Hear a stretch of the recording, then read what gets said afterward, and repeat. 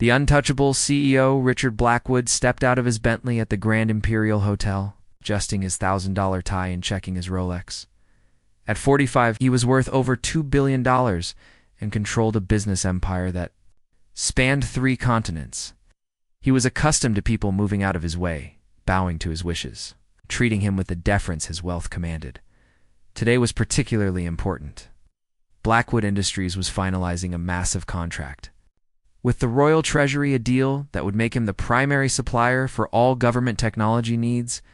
The signing ceremony was scheduled for 3 p.m. in the hotel's royal suite, and Richard expected everything to go smoothly.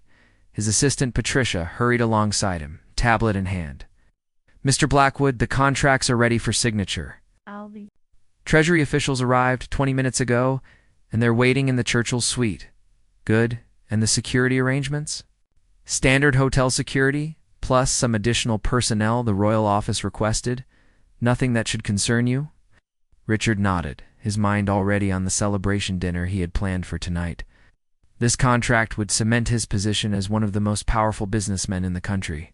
Politicians would seek his favor, competitors would fear him, his influence would extend into the highest levels of government. They entered the hotel's opulent lobby, where Richard's presence immediately drew attention.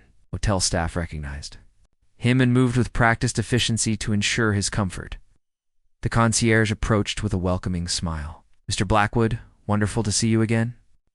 Your usual suite is prepared, and we've arranged for champagne service after your meeting." "Excellent," Richard replied curtly, barely acknowledging the man. He was focused on getting to the meeting and securing his victory as they approached. The elevator bank. Richard noticed several men in formal uniforms stationed around the lobby. They wore red jackets with gold braiding, tall black hats, and carried ceremonial swords. Royal guards, he assumed. Though he had little interest in pageantry and protocol, one guard stood directly in front of the elevator. Richard intended to use. The man was young, probably mid-20s, with perfect posture and an impassive expression. His uniform was immaculate, and he held his position with military precision. "Excuse me," Richard said as he approached, expecting the guard to step aside immediately.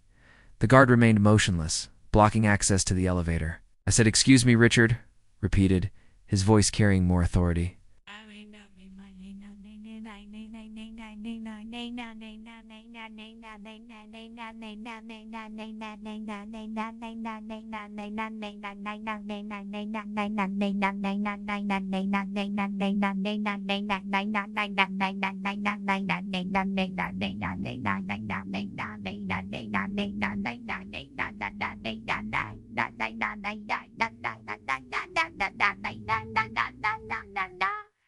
Hello now.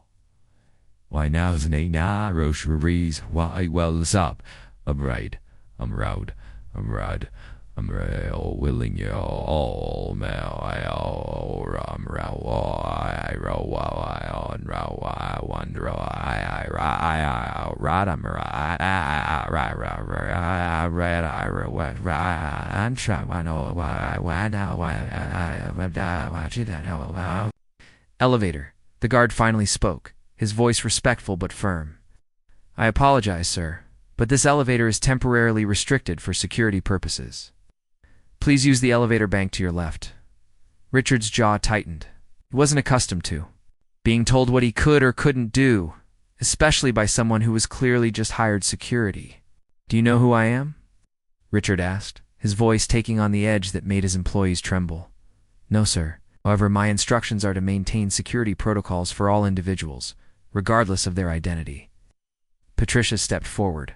"Sensing trouble, Mr. Blackwood, the other elevators will work just as well. We don't want to be late for the meeting." But Richard was no longer thinking about the meeting.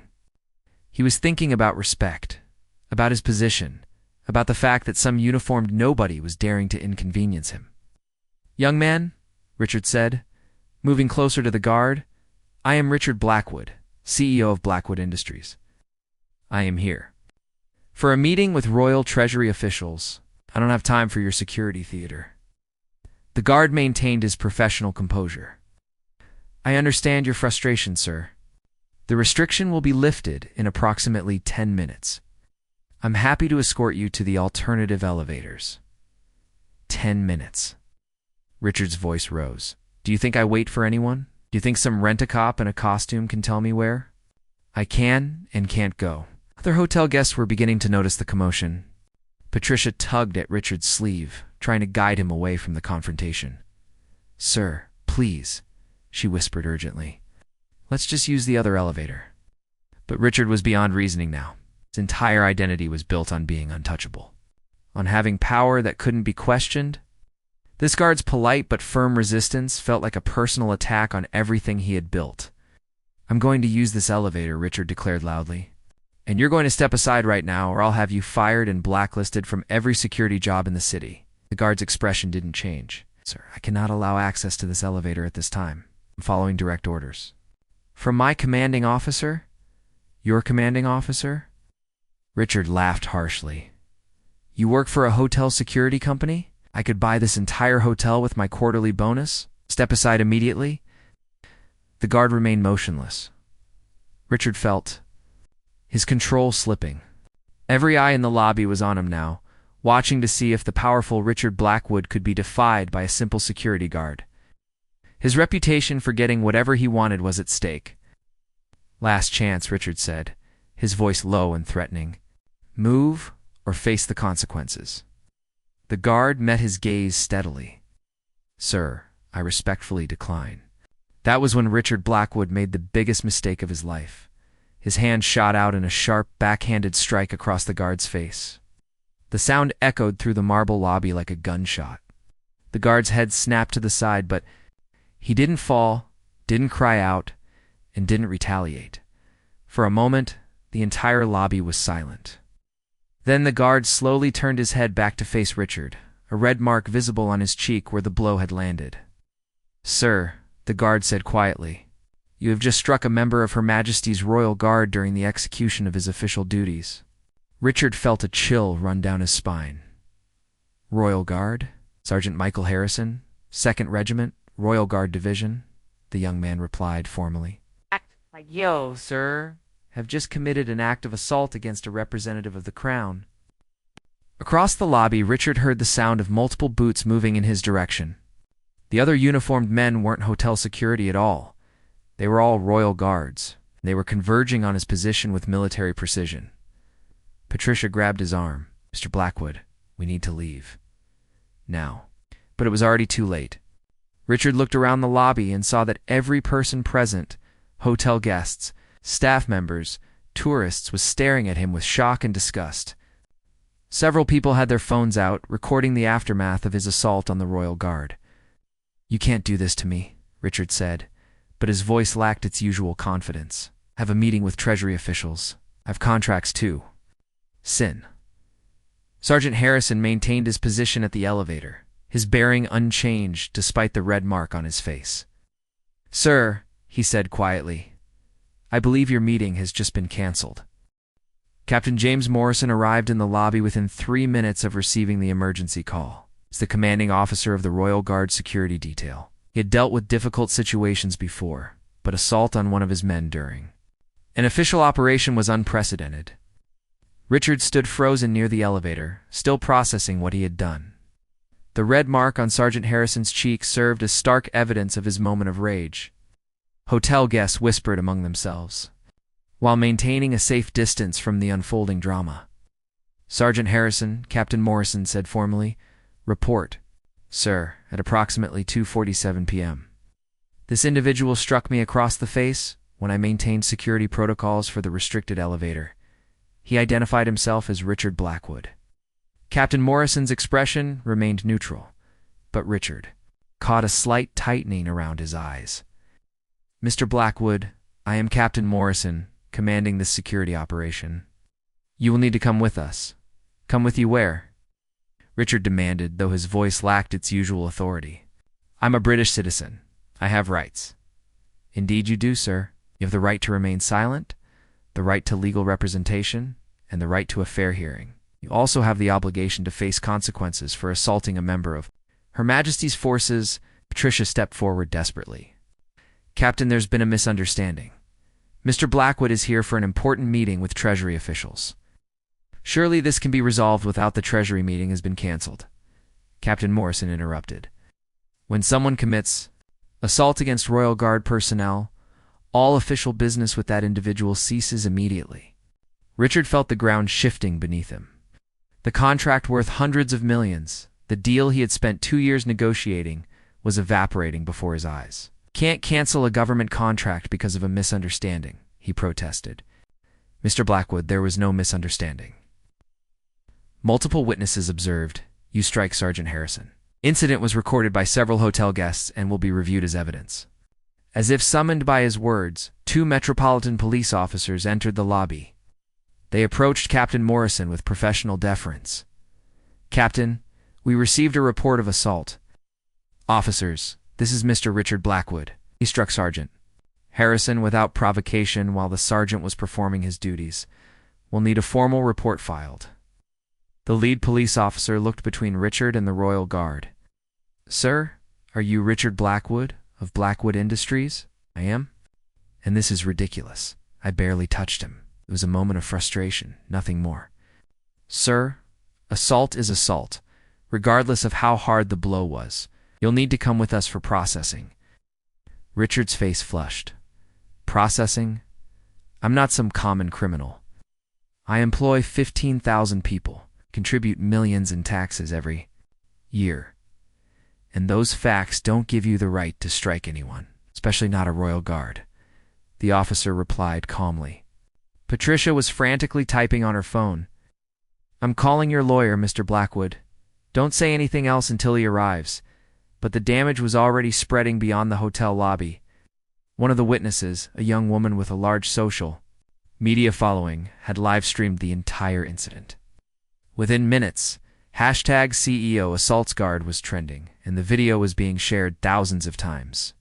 The hotel manager appeared, looking deeply uncomfortable. "Mr. Blackwood, I'm afraid we'll need to ask you to vacate your suite. The hotel cannot accommodate guests who assault security personnel on our premises." "You're kicking me out?" Richard couldn't believe what was happening. "I've stayed here dozens of times. I've brought millions in business to this hotel. We simply cannot risk the safety of our staff and guests." As the police prepared to escort Richard from the building, his phone began ringing constantly. Patricia answered, her expression growing more alarmed with each call. "Sir, that was the BBC. They want a statement about the incident."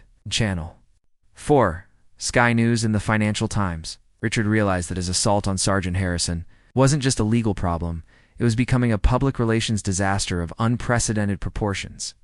"Tell them no comment," he said weakly. "I've also received calls from 3 board members. They're concerned about how this might affect the company's reputation." Captain Morrison approached Richard as the police officers waited nearby. "Mr. Blackwood, I want you to understand something. Sergeant Harrison is a decorated soldier who has served his country with honor for 5 years. He's following direct orders to maintain security for a visiting dignitary. Your actions today were not just assault. They were an attack on the principles of duty and service that he represents." "I lost my temper," Richard admitted, some of his arrogance finally cracking. "It was a mistake. Mistakes have consequences." "Sir, in Sergeant Harrison's world, mistakes can cost lives. In your world, apparently, mistakes involve striking people who inconvenience you." The police officer stepped forward. "Sir, we need to go now." As Richard was led through the lobby toward the exit, he noticed how every person present watched him with a mixture of disgust and fascination. The powerful CEO who commanded respect through wealth and intimidation was being arrested like any common criminal. Sergeant Harrison remained at his post by the elevator, maintaining his professional bearing despite the assault he had endured. As Richard passed, their eyes met briefly. The guard's expression showed no anger, no satisfaction at Richard's downfall, only the steady professionalism that had gotten him struck in the first place. Outside the hotel, news vans were already arriving.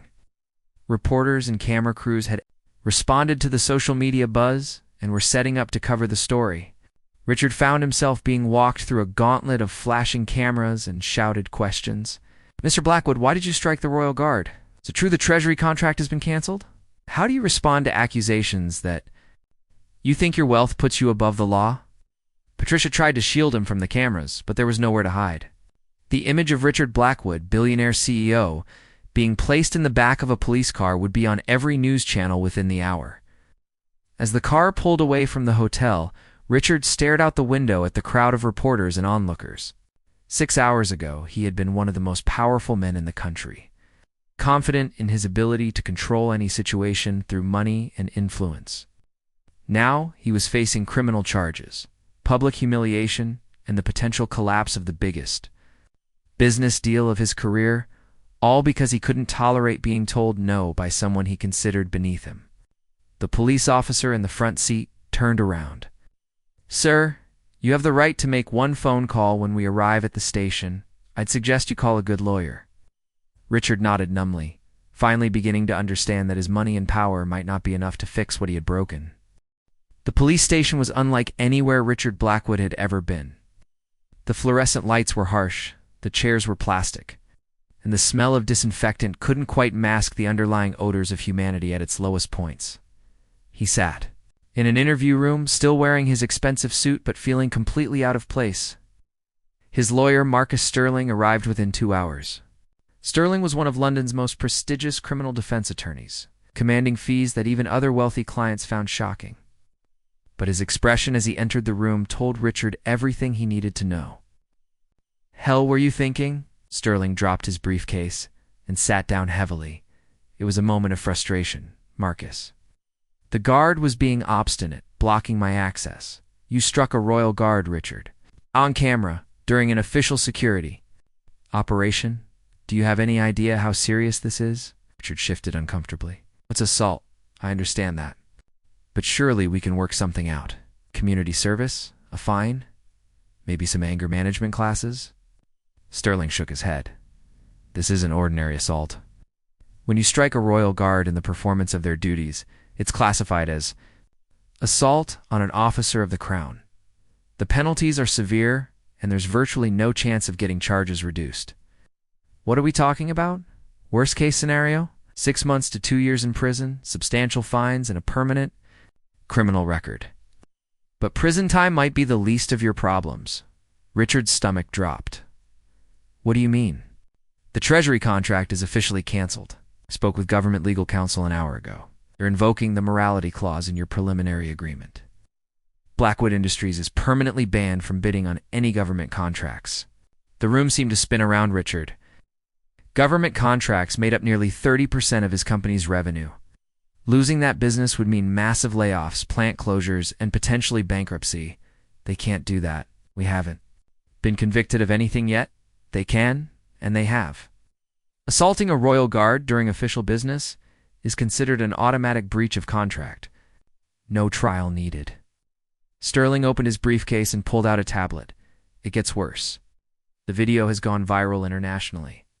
CNN, BBC World Service, Deutsche Welle, they're all running the story. You're being portrayed as the embodiment of wealthy privilege and entitlement. He showed Richard the headlines scrolling across his screen. Billionaire CEO strikes.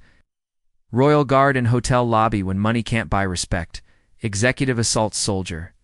Corporate arrogance on display as CEO attacks guard, the story has. Been viewed over 50 million times in the past 6 hours, Sterling continued. Your company's stock price has dropped 18% since markets opened this morning. Richard felt physically ill. What about damage control? Can't we spin this somehow? Richard, there's video of you striking a decorated soldier who was just doing his job. There's no spinning that. Every attempt to minimize or justify your actions will make things worse. A knock on the door interrupted them. Detective Inspector Sarah Williams entered, carrying a thick folder. Gentlemen, I need to inform you that additional charges are being filed. Sterling looked up sharply. Additional charges? Crown Prosecution Service has decided to pursue charges of assault on a public servant, conduct likely to cause a breach of the peace and bringing the Crown into disrepute. This last charge is rarely used, but given the circumstances and media attention, ... double quotes. Richard's hands were shaking now. How many charges is that total? 4 separate criminal charges, Mr. Blackwood? The minimum sentence, if convicted on all counts, would be 8 months imprisonment. After Detective Inspector Williams left, Sterling laid out the harsh realities for his client. Richard, I need you to understand your position. You're facing almost certain conviction. The evidence is overwhelming. Your reputation is destroyed. Your business is hemorrhaging money in contracts. And you've made yourself a symbol of everything people hate about wealthy elites. There has to be something we can do, Richard pleaded. There is. We can try to minimize the damage through cooperation and genuine remorse. If you plead guilty, show authentic contrition and demonstrate that you understand the seriousness of your actions, we might be able to argue for a suspended sentence. You mean admit guilt publicly? Richard, you are guilty? Fighting these charges will only draw out the process, increase legal costs, and make you look even more arrogant and out of touch. That evening, back in his Mayfair penthouse, Richard watched the news coverage of his arrest. Every channel was running the story, and the commentary was universally negative. This incident highlights a troubling trend of wealthy individuals believing they're above the law, said a political commentator on BBC News. Mr. Blackwood's assault on a royal guard isn't just criminal, it's an attack on the values of service and duty that our military represents. His phone rang constantly with calls from board members, investors, and business partners. Patricia had resigned that afternoon, unable to handle the media circus. His head of public relations had recommended he hire a crisis management firm, specializing in corporate scandals. The worst moment came when Richard's own daughter called from university. Dad, everyone here has seen the video. How could you hit someone like that? He was just doing his job. Emma, it's complicated. The guard was preventing me from Dad. Stop. Just stop. Nothing he did justified you hitting him. You taught me better than that when I was 5 years old.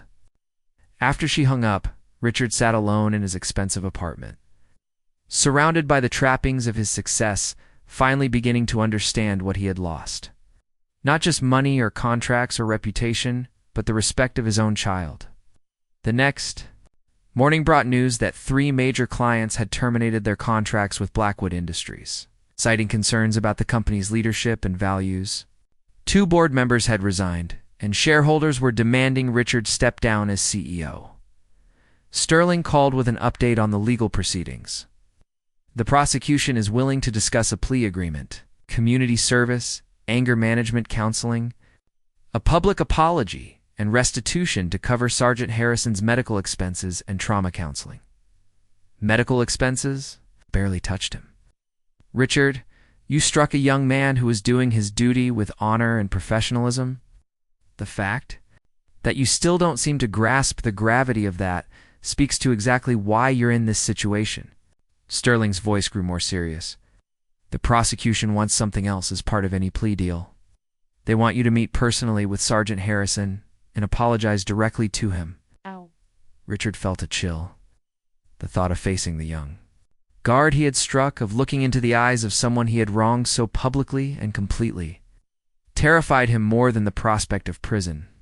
What if I refuse? Then we go to trial. You almost certainly get convicted, and you serve actual prison time. Your choice, Richard. But I strongly recommend you start thinking about making amends rather than avoiding responsibility. For the first time since the incident, Richard began to consider that his real problem wasn't legal or financial, it was moral. He had become so accustomed to getting his way through wealth and intimidation that he had forgotten basic human decency. And now he was about to learn that some things truly couldn't be bought. The meeting was arranged to take place at the Royal Guard headquarters, a stately building that had housed military personnel for over 2 centuries. Richard arrived in a modest rental car, having sold his Bentley to help cover the mounting legal fees and company losses. 3 weeks had passed since the incident. In that time, Blackwood Industries had lost 40% of its value. Richard had been forced to step down as CEO, and the criminal case had dominated headlines across the globe.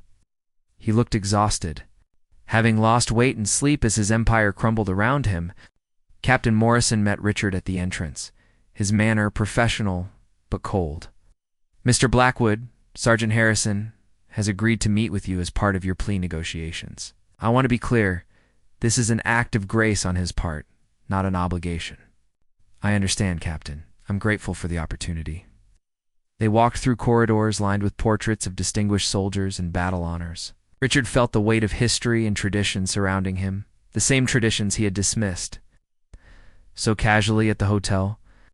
"Mr. Blackwood," Captain Morrison said as they walked, "Sergeant Harrison is one of my finest soldiers.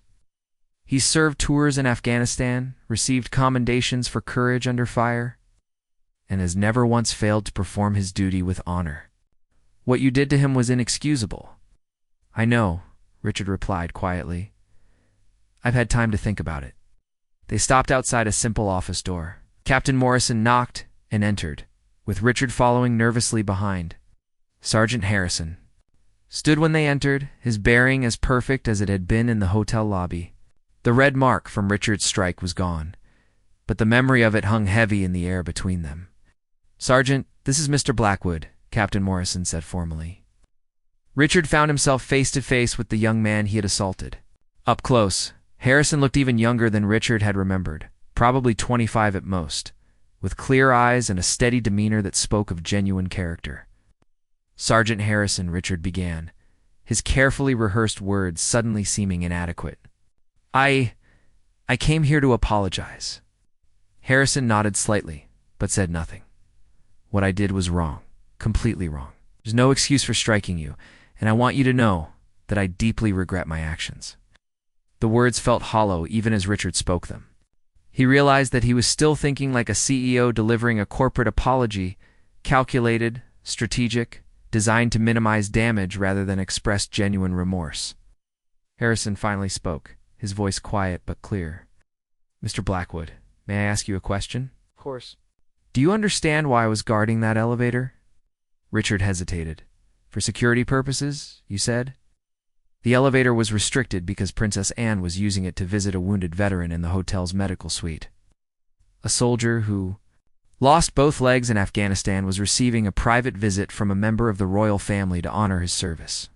My job was to ensure her safety and his privacy during that meeting. Richard felt the blood drain from his face. He had been so focused on his own inconvenience that he never considered why the security was necessary. "I didn't know," he whispered. "You didn't ask," Harrison replied simply. "You assumed that your business was more important than whatever duty I was performing. You assumed that your wealth gave you the right to override security protocols put in place to protect others." Captain Morrison stepped forward, as the veteran Princess Anne was visiting had specifically requested privacy for their meeting. He was embarrassed about his injuries and didn't want media attention. Our security measures were protecting his dignity as much as royal safety. Richard slumped into a chair, finally understanding the full scope of his selfishness. "I was so focused on my meeting, my contract, my importance, that I never considered that other people matter too." Harrison finished gently. For the first time since childhood, Richard felt genuine shame. Not embarrassment about being caught or anger about consequences, but real shame about who he had become as a person. "Sergeant Harrison, I don't know how to make this right. I've destroyed my reputation, my company is failing, and I'm facing prison time. But those are consequences I brought on myself. What I did to you striking you while you were serving your country honorably, that's what I'm truly sorry for." Harrison studied Richard carefully. "Mr. Blackwood, can I tell you something about my background?" Richard nodded. "I grew up poor. My father worked 3 jobs to support our family, and my mother cleaned houses to make ends meet. I joined the army because it was my chance to serve something larger than myself, and to build a better life through discipline and dedication." He paused, choosing his words carefully. "When you struck me, it wasn't just assault. It was a rich, powerful man telling a working-class soldier that he didn't matter, that his service meant nothing, that his duty was less important than your convenience." Richard felt tears building in his eyes, something that hadn't happened since his father's funeral 20 years earlier. "You're right," he said, his voice breaking slightly. "That's exactly what I was saying, and it's unconscionable."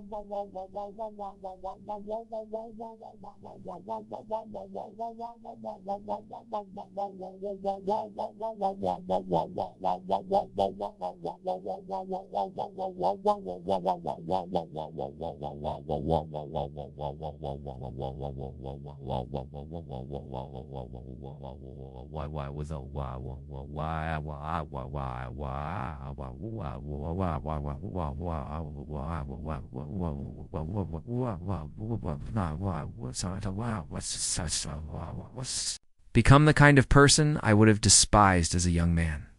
Harrison leaned forward. Mr. Blackwood, I've been following the news coverage of your case. I've seen how you're being portrayed in the media, and I've watched your life fall apart. I deserve it, Richard said simply. Maybe, but I've also learned some things about you that weren't in the news. You've employed thousands of people.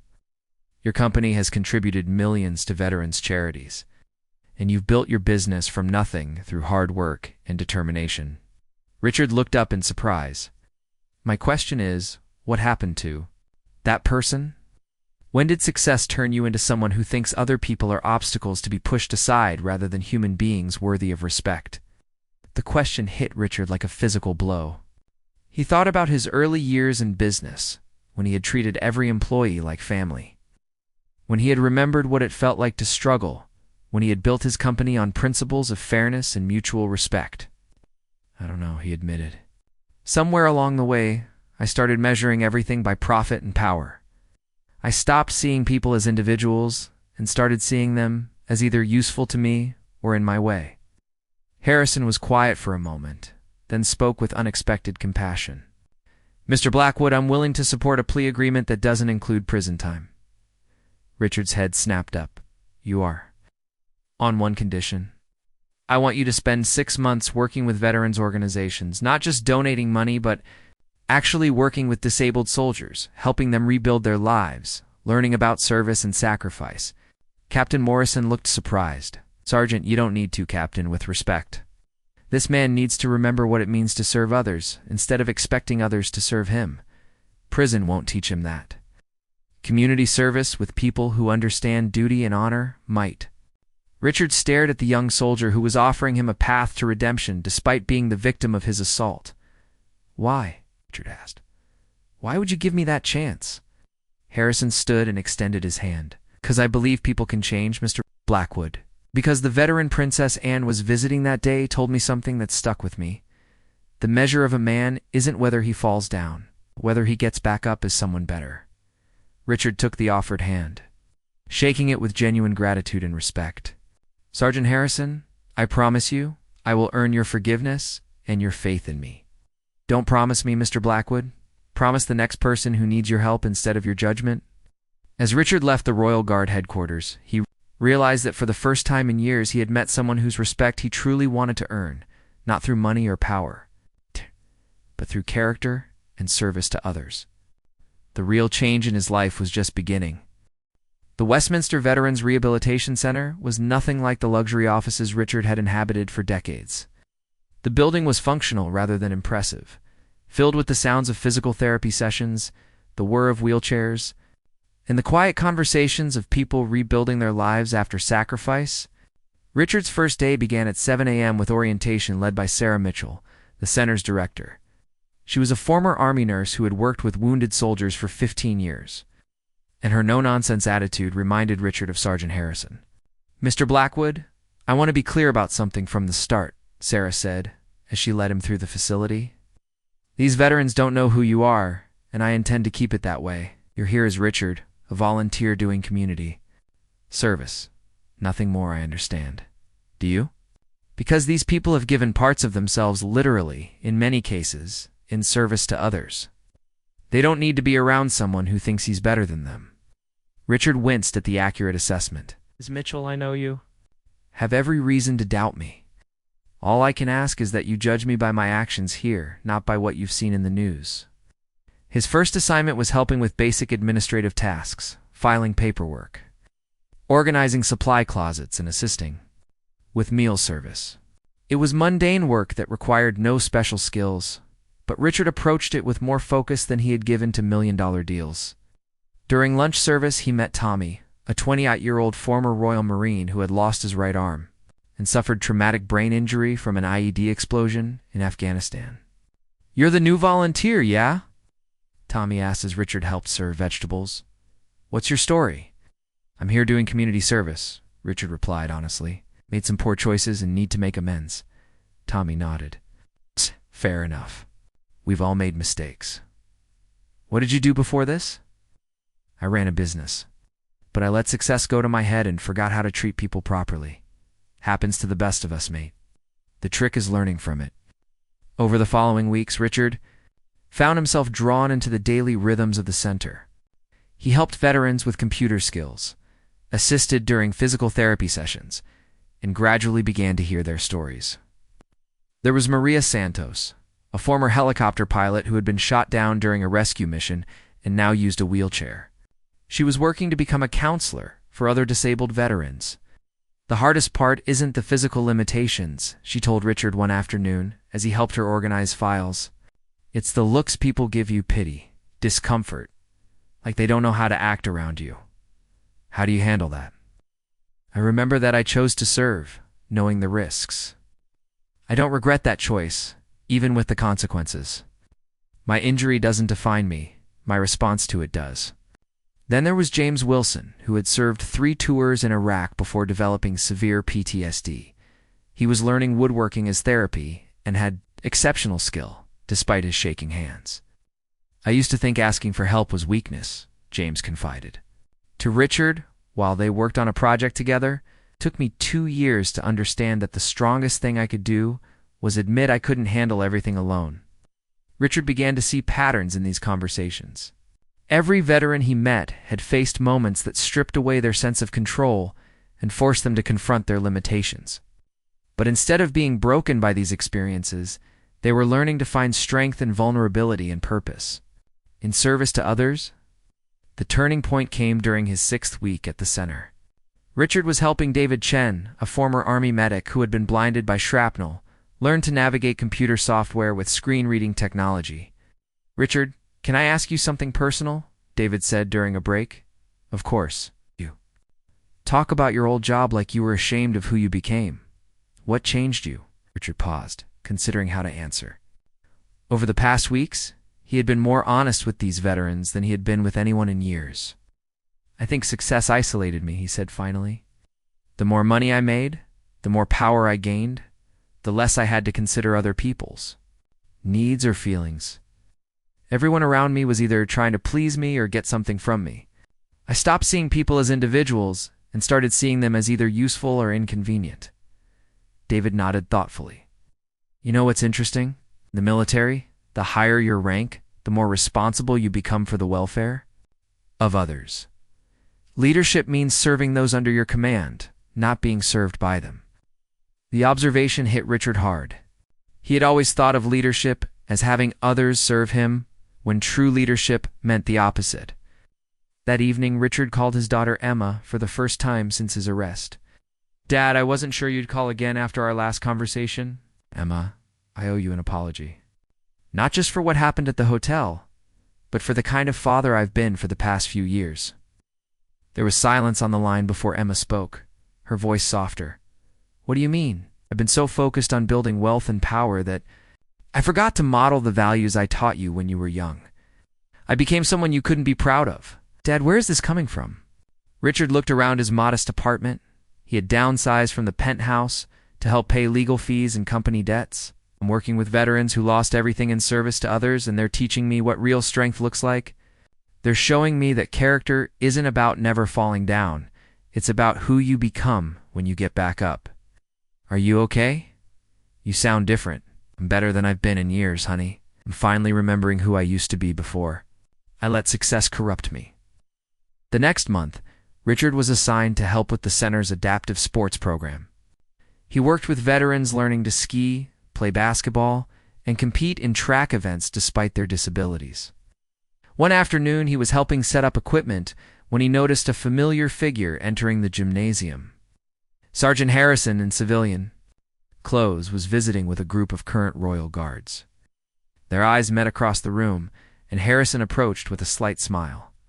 Mr. Blackwood, how are you finding the work here?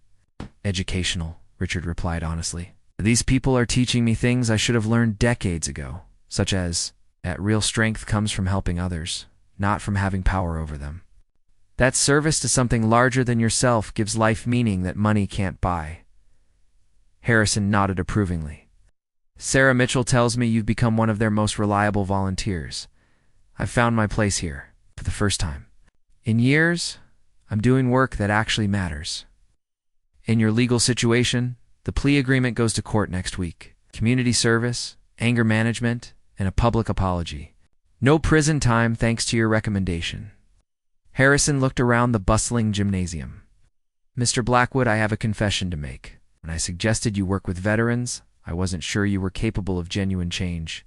I thought you might just go through the motions to avoid jail. What made you change your mind? David Chen called me last week. He said you've been volunteering extra hours on weekends, helping veterans with job applications and computer skills. Not someone going through the motions. Richard felt a warmth he hadn't experienced since childhood, the satisfaction of earning respect through character rather than wealth. Sergeant, can I ask you something? Why did you give me this chance when you had every right to want me in? Prison. Harrison was quiet for a moment, watching veterans and volunteers working together in the gym. Because I believe people can choose to be better than their worst moments. And because these veterans taught me that sometimes the people who fall the hardest are the ones who can help others the most if they're willing to learn from their mistakes. As Richard watched Sergeant Harrison interact with the veterans, treating each with dignity and respect, regardless of their rank or condition, he realized this young soldier had understood something that had taken Richard decades to learn. True leadership meant serving others, not being served by them. His transformation wasn't complete, but for the first time since his arrest, Richard felt like he was becoming someone his daughter could be proud of again. 1 year after his arrest, Richard Blackwood stood in the same hotel lobby where his life had changed forever. But this time, he wasn't there as an arrogant CEO demanding special treatment. He was there as a guest speaker for a veterans employment conference. The transformation was remarkable. Richard had lost 40 pounds, traded his expensive suits for modest business attire, and carried himself with the quiet confidence of someone who had learned to find worth through service rather than wealth. Sergeant Harrison, now promoted to a staff sergeant, was part of the security detail for the event. When he saw Richard setting up his presentation materials, he approached with genuine warmth. Mr. Blackwood, or should I say Director Blackwood? Richard smiled. 3 months earlier, he had been offered the position of Director of Veterans Services at a nonprofit organization, a role that paid a fraction of his former CEO's salary, but gave him more satisfaction than any business deal ever had. Staff Sergeant Harrison, congratulations on your promotion. Well deserved, thank you. I heard about your appointment. Sarah Mitchell speaks very highly of your work at the center. It's been the most rewarding year of my life, Richard replied, and meant it completely. The conference was designed to help veterans transition into civilian careers. And Richard's presentation focused on how employers could better understand and value military experience. Ladies and gentlemen, Richard began, addressing an audience of veterans in business. Leaders, a year ago, I was a different person. I was wealthy, powerful, and completely disconnected from what really matters in life. He looked directly at Staff Sergeant Harrison in the audience. I was also someone who thought that success gave me the right to treat others poorly. I learned the hard way that money and power without character and compassion make you not successful, but small. Richard shared his story honestly, the assault, the arrest, the public humiliation, and most importantly, the lessons he had learned from veterans who had shown him what real strength looked like. The veterans I've worked with this year have taught me that leadership isn't about having power over others, it's about empowering others. It's not about being served, but about serving. Its principles apply in business just as much as they do in the military. After his presentation, Richard was approached by several business leaders interested in implementing veteran-friendly hiring practices. But the most meaningful conversation came from Tommy, the former Marine who had been one of his first friends at the rehabilitation center. Richard, mate, I have to tell you something. When I first met you, I thought you were just another posh bloke doing community service to avoid jail. But watching you change this past year, it's been inspiring. Tommy, working with you and the others changed my life. You taught me what real courage looks like. No, you taught yourself. I just gave you the opportunity to remember who you really were underneath all that anger and pride. That evening, Richard had dinner with his daughter Emma, who was home. From university for the holidays, the relationship had slowly healed over the past year as Emma watched her father genuinely transform. Dad, I saw the video of your presentation online. I was proud of you. That means more to me than you know, Emma. Can I ask you something? Do you ever miss it? The money, the power, being important? Richard considered the question carefully. I miss the security that money provided, and I miss being able to help you financially with university costs. But the power, the importance? No, I don't miss that at all. Why not? Because I've learned the difference between being important and being significant.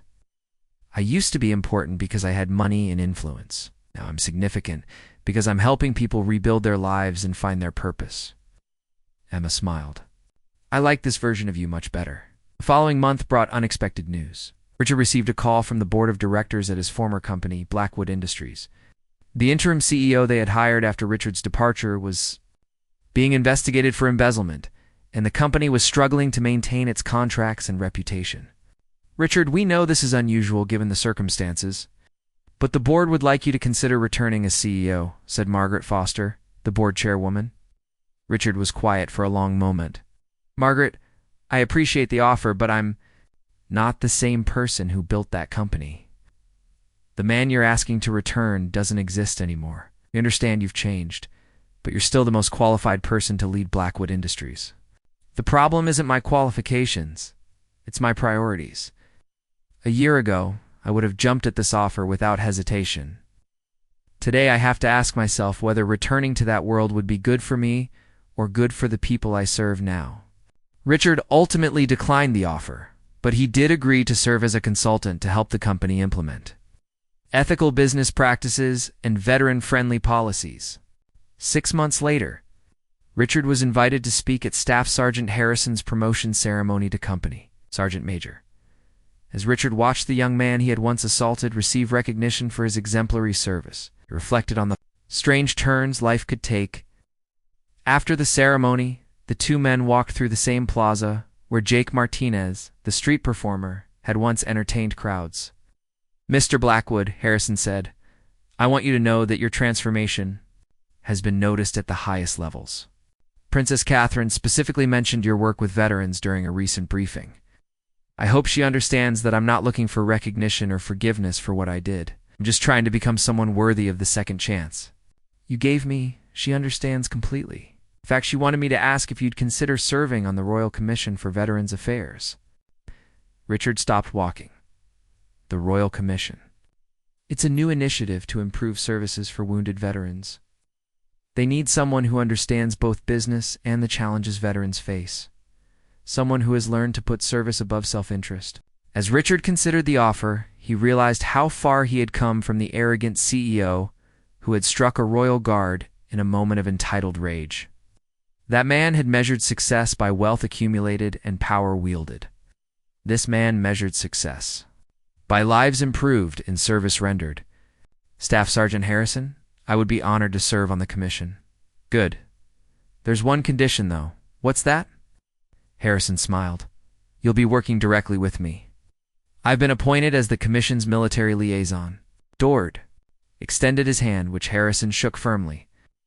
I can't think of anyone I'd rather work with, Richard said. Thank you for seeing something in me that I couldn't see in myself. Thank you for proving that people really can change, Mr. Blackwood. You've given me faith that redemption is possible for anyone willing to do the hard work of becoming better. As they walked back toward the Royal Guard headquarters, Richard reflected on the irony that his worst moment had led to his best year. Sometimes he realized you had to lose everything to find out what really mattered. And sometimes the people you wronged were the ones who showed you the way back to who you were meant to be.